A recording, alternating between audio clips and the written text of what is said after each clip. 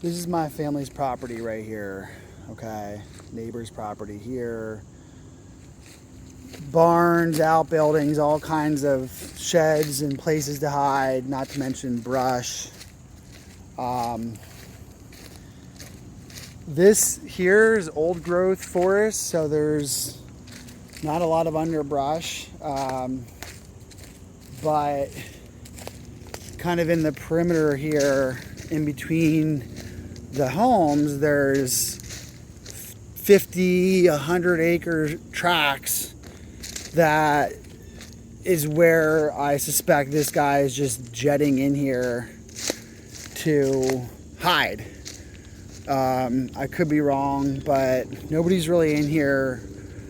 I see them on the perimeter. I've walked in here multiple times to see lots of helicopters over top, and folks on the streets in the perimeter. My understanding is they're kind of waiting for him to come out. We're praying for this to end. I'm also trying to keep eyes on the property, and my neighbor's property. We checked a shed for another neighbor who wasn't home, and have looked in barns and things like that for folks. You know, I'm not willing to sort of live in fear or just to kind of stand by as this guy keeps terrorizing, at least on our property. So right now they're swarming, I guess, Longwood Gardens and the cornfields over there. And then this is the patch of woods connected to that area where if he's jetting out to get away, most likely this is where he would come. Now, he's dialed in. His senses are heightened. He's can hear me coming, would be running away, would likely have spots picked out where he can cover up. Very difficult to catch somebody when you're walking in like this. You would have to have a tree stand and be sitting quietly for him to kind of come in to where you're at to catch this guy. So I don't know why that strategy is not being used, why there aren't people staked out here in these woods or other places. Maybe they are. I haven't seen anybody. I haven't seen any cameras that would be able to detect somebody coming through here. As I'll show you here shortly, there's also a lot of deer trails where the animals kind of run through the woods using trails that you know humans could easily just take the same trails and cut through even the thickest brush. So everybody's talking about ticks. We play in the woods like this all the time. My kids are back here in woods like this. We never get ticks. I don't know why everyone's so afraid of ticks, but especially right now, it's not really tick season. And even if you do get a tick, you just pull it off. So, you know, we play in the woods, we check ourselves. If we find one, which I'd say maybe 2-3 times a year, we'll find a tick. We have 4 kids, again, that are in the woods like this all the time, and it's just not a problem. I think it has something to do with the ecosystem being robust. So you have deer, bats, you know, possums, groundhogs, things that eat the ticks. I think where you run into more of a tick problem and kind of an explosion is when you get these little 1-2 acre patches in these residential areas where there's been a lot of development and there isn't enough space to have a lot of other a rich ecosystem with lots of different species, and that's where you're going to end up seeing some of these tick explosions where you kind of go in and you're you're covered. Now we were at Ridley Creek State Park for a 5K, and my one son dipped in the woods and came out with 3 ticks on him. So, you know, who knows? I don't know the exact science, but so back in here, look, you got these like gullies, and there's so many little places to disappear back here. This is not an easy endeavor by any stretch, but there's really one area where I think this guy would be cutting through, where it's pretty deep. It's kind of where I've been going back to look.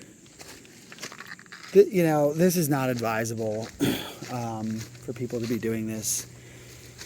You don't want to confuse the police or have them identify you or come. I mean, I'm kind of surprised that I haven't had dogs or police approach me, which is why I kind of know no one's back here looking. I've been back here probably 5-10 times already. There are homes on the periphery, not far.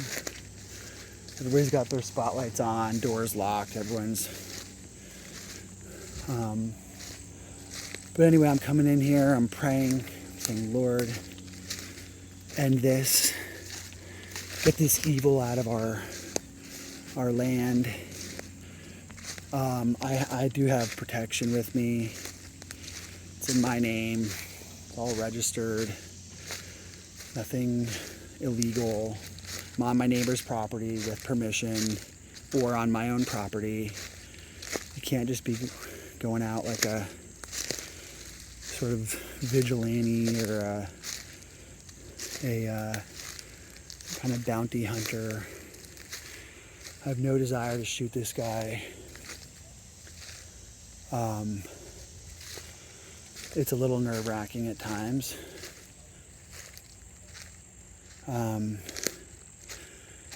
You know, you have to be really aware of your surroundings, and you're dealing with an incredibly desperate, depraved person. So here's where you start to see some of this thicker stuff here, where you can't see clearly for more than a few feet. But a lot of these fox hunters, these horse people in the area they ride through stuff like this. There's trails. I mean, this is nothing insurmountable. Down here is where I'm keeping an eye on things, because this little patch there's water, there's streams, there's natural springs. Get a good drink. I'm on a hill, got a pretty good vantage point. There's also a tunnel down here that's kind of a good spot to hide. You know, I'm looking up in the trees. This dude can climb. You don't want somebody dropping down on top of you and taking your weapon, using it against you. I'm just listening. You know, and the idea here is that as they swarm Longwood and the cornfield or Chandler Road, he really only has a couple ways he can go. He can't go west and cross 52.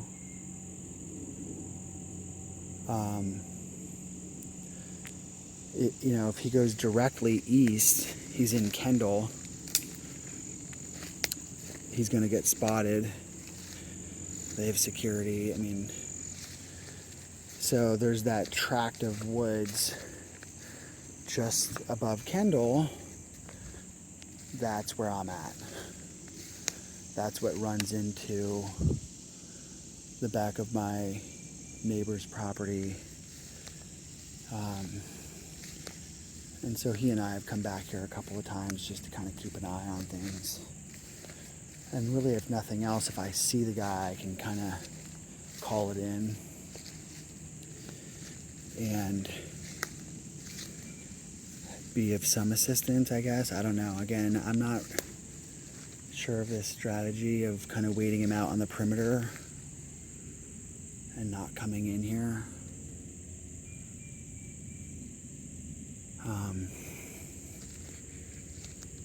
This is what we're dealing with here. So like here's a natural spring, for example. Water just coming out of the ground. Kind of starts right here, and you can see it flows. Like that's, you can drink that water. I grew up drinking water from a spring like that. It's completely clean. There's nothing upstream to kind of pollute it. Now here's where you get into this thick stuff. You can hear the helicopters. Like this stuff in here is real thick. This is where it gets a little crazy. And look at these I'm following these trails. Again, is this from a deer? Is this from a human? That you don't know. Nobody knows. The tracks you can't see easily. I've seen some tracks back here, but nobody really knows what it's from. Could be people recently hiking, hunters. This isn't a terribly active property.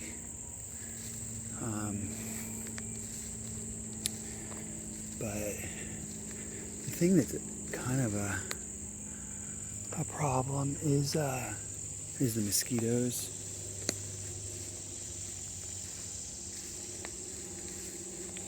So see some of this brush in here. But what you're dealing with.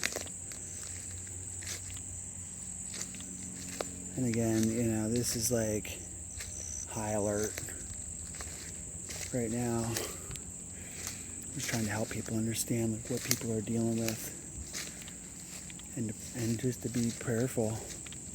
I mean, make no mistake, there's evil. This guy is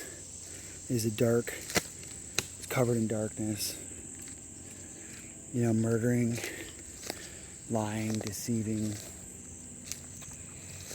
Described as kind of a cold, blank stare by people who've met him in prison. Now look at this. Like, this is the kind of stuff where, look, you see under there, it's like the bed of a stream carves out. You can hide under there easily.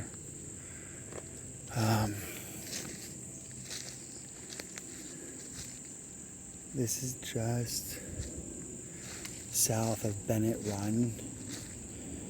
I don't think he would take Bennett Run, only because it's right along Copson Road.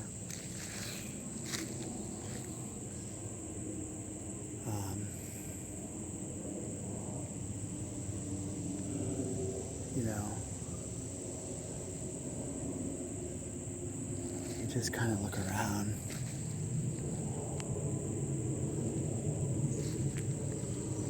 Listen. See if you get a guy trying to escape here. I found footprints over here the other day. I couldn't tell if they were old or new. I mean, here's a old Hedge Clipper. You know, people think that we're in like Wyoming or something. We're not. as much land as this is, people play back here over the years, kids. You got this tall grass. I mean, look at this stuff.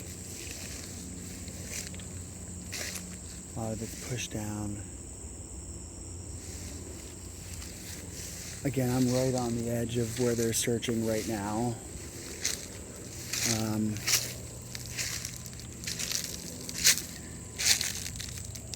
I'm not seeing anything. Here's like a little cave. What the heck? I mean, look at this. It's a hole.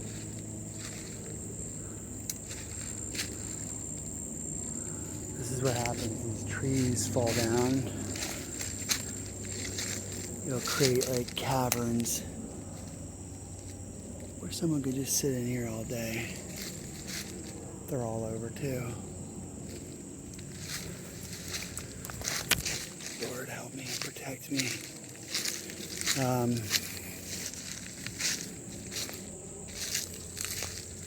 not seeing anything yet again. So, high grass here. This is about thigh high. What's in here? Son of a gun.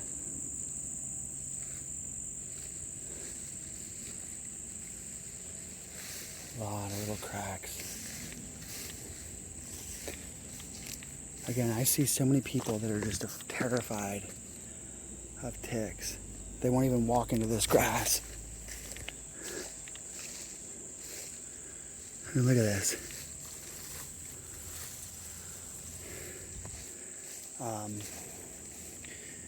And I've been walking around in here without even having any socks or anything. And I haven't had a single tick on me all week. So I don't know why everyone's freaked out. And this stuff is. And look at these little ravines. You can just hide in here.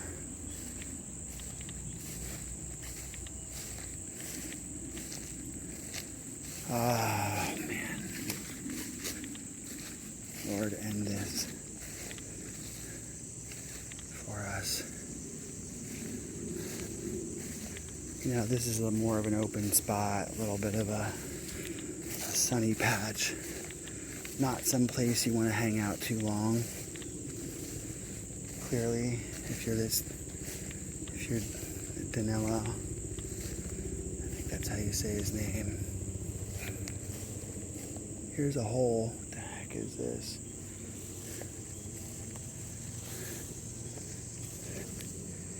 A pipe. Yeah, I've looked in this before.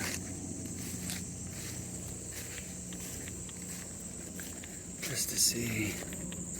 Not exciting thing to do.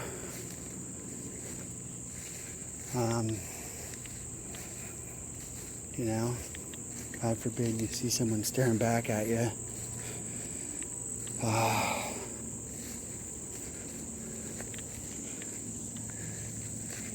mean, this is for someone who's kind of from the jungle or Brazil or used to being a farmer. This is not that inhospitable. People think this is like awful. It's actually cool in here too. It's not even that hot. It's like at least 10, maybe 15 degrees cooler than outside. So there's the pipe. I've been looking in this.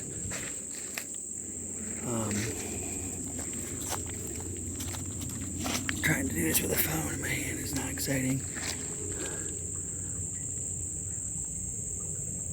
Nothing in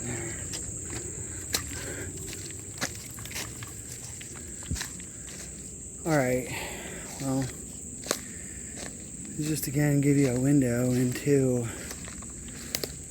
life as a property owner in the Manhunt.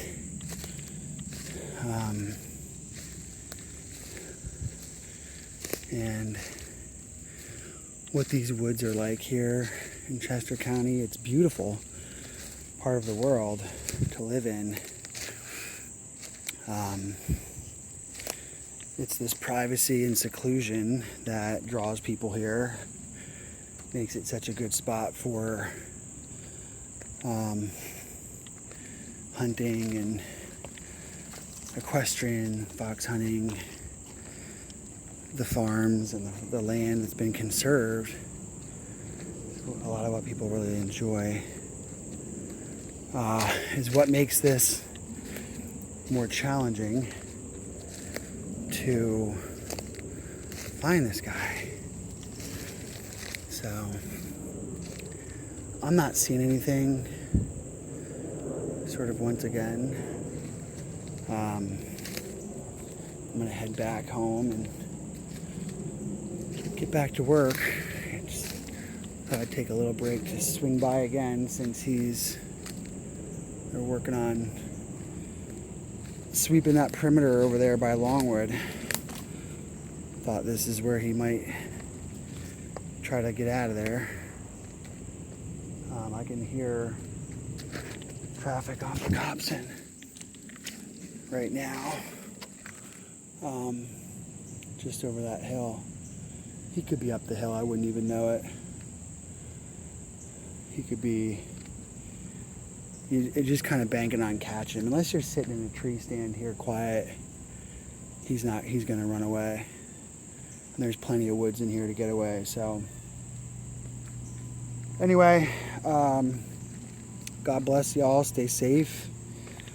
Stay in your house, keep the doors locked, keep your normal patterns about you so that the police can look for the abnormal patterns and you're not interfering with the investigation. That's the best thing. I come back here a bunch anyway, and I'm probably a little bit of a different mindset maybe than some folks. And hopefully we'll have an end to this soon. I am encouraged. There's some folks I reached out to in the community to pray, to do battle on this front in the spiritual world. So often we want to count on our horses and our chariots, our guns, and to do these battles that are rooted in the spiritual world. Not something often talked about in the U.S. A lot of other places in the world, there's an acknowledgement that this is a reality. And make no mistake, God is mighty and powerful and is our defender and rescues and heals and brings peace and drives out evil. But people need to humble themselves and cry out to God and seek God and invite God into their life and in their community. And the light drives out the dark, and there's victory. It's something that, may sound like a religious nut, but I've seen it in action. I've seen it work. I've seen evil dudes turn and run, or surrender and become born again and made new. And that's actually my prayer for all the destruction this guy has caused. I pray that he finds the Lord and that he repents. Pray for his family, the daughter, the girls of this guy's mom. I mean, just imagine the agony around this. All the people now at risk of losing their jobs. And again, there's consequences to our actions, but how many of us have looked away from a responsibility for a moment and we could have had problems, So there needs to be grace and forgiveness and wisdom by leadership. And unfortunately, a lot of our leadership now could care less about God, and that's a problem. And we're going to reap the harvest of that over and over again. So anyway, prayers are coming from me and from others. That's the most encouraging thing. I'm seeing the community come together in some new ways. I'm actually seeing some neighbors talk to each other that haven't in a while over this. So God can use even bad things for our good, and I'm seeing that. So be encouraged, be vigilant, don't be scared. Be smart, but you don't need to be scared of this. I'm not. And I hope you're not too. So if anybody needs prayer, even if you're not religious or don't understand prayer or any of that, feel free to reach out. I'm glad to pray for you. And trust that God will move in your life. Amen.